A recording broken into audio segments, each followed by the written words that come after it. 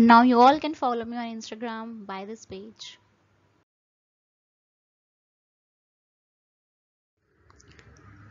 Good evening everyone. Our today's topic is T.S. Eliot, and if you are preparing for T.S. Eliot for your exam, then this video is sufficient for you because I have covered each and everything about T.S. Eliot in this video.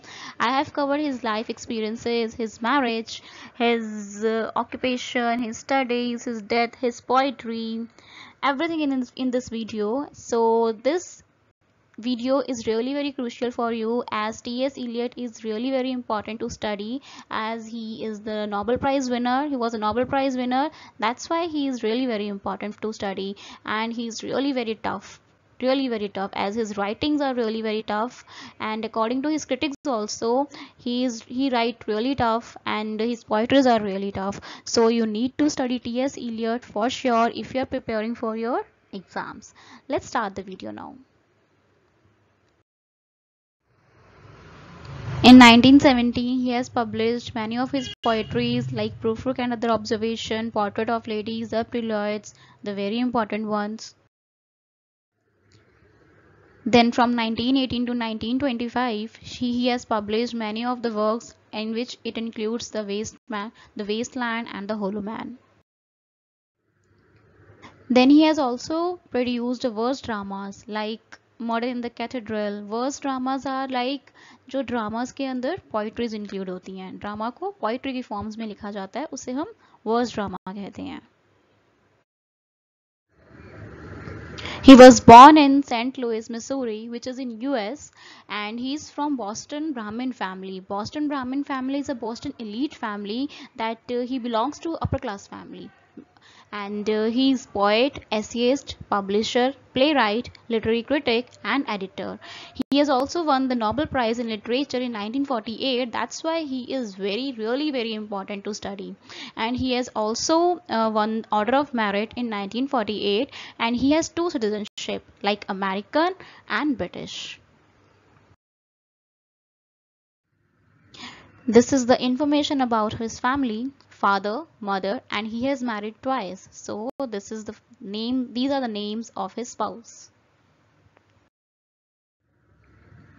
As we all know, T.S. Eliot's full name is Thomas Stearns, and it was believed that he was the namesake of his maternal grandfather, Thomas Stearns. So his name is from his maternal grandfather, and it was when he was child, he was suffering from one disease named as hernia, and because of this disease, he was not able to participate in any physical activities. So he often reside isolated.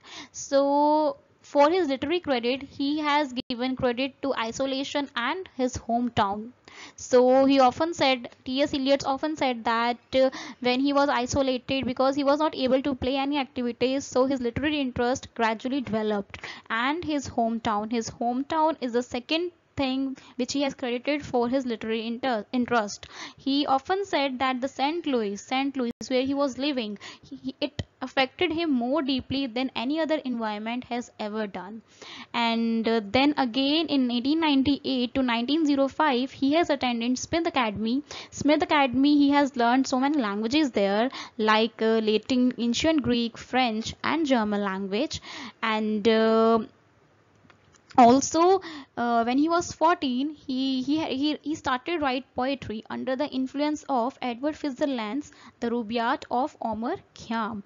And he has his first published poem, A Fable for Feasters. It is his first published poem, A Fable for Feasters. And also he has written three short stories in 1905 named as Birds of Prey, A Tale of a Whale, and The Man Who Was a King.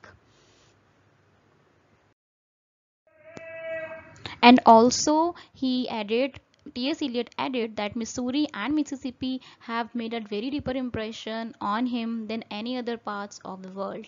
And then following the graduation, Eliot has also attended the Milton Academy where he met Scofield Thayer, who has published his Wasteland later. And after that, the very most important moments of Eliot's undergraduate career was in 1908 when he discovered Arthur Symons' The Symbolist Movement in Literature. And also the Harvard Advocate published some of his poems, and the T.S. Eliot became lifelong friends with Conrad Aiken. He was the American writer and critic. After working as a philosophy assistant at Harvard from 1909 to 1910, Eliot moved to Paris, and from where 1910 to 1911 he studied philosophy at the Sorbonne. And he has also read the poetry of Dante, John Webster, and John Donne. And from 1911 to 1914 he was back at Harvard studying Indian philosophy and Sanskrit.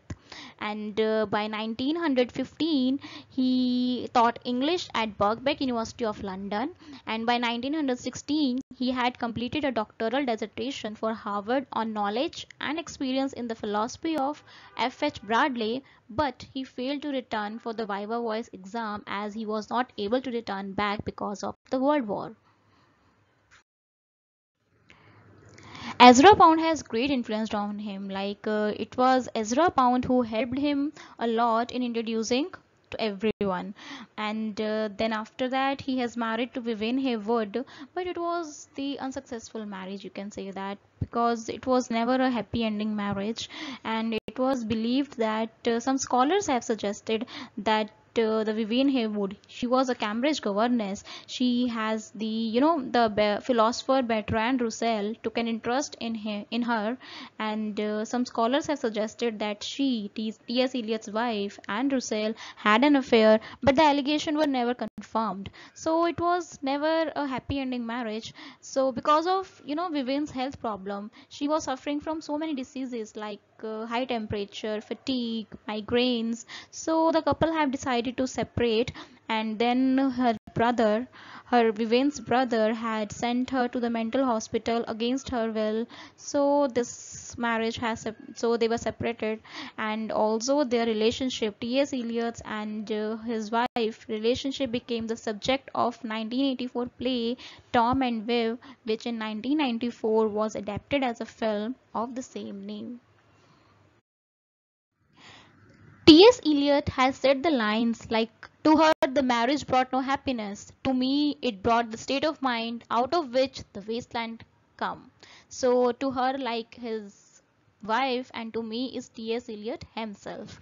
Then, after that, after leaving Marathon, Eliot worked as a school teacher at Highgate School, where he taught his students French and Latin. After that, he worked in a bank in 1917, where he working on the foreign accounts.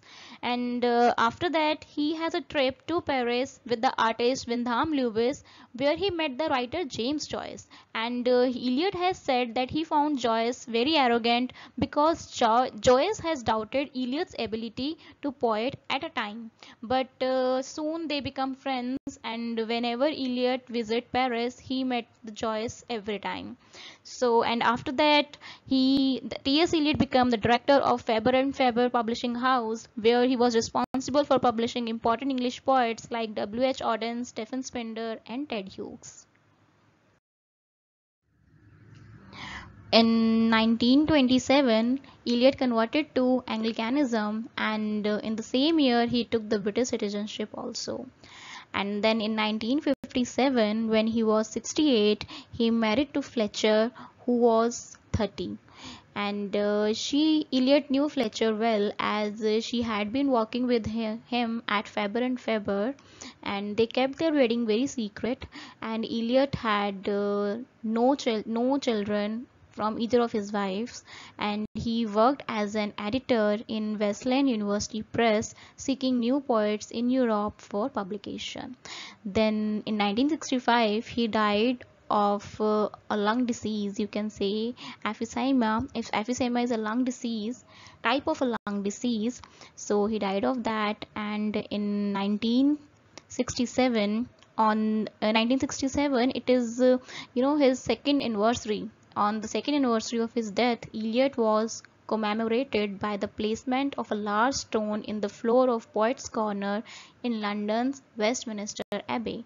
Before that, he was cremated at the Golders Green crematorium, and but in 1967, on the second anniversary of his, he was commemorated to the Poets' Corner in the London's Westminster Abbey, and he had a blue plaque on it since 1986.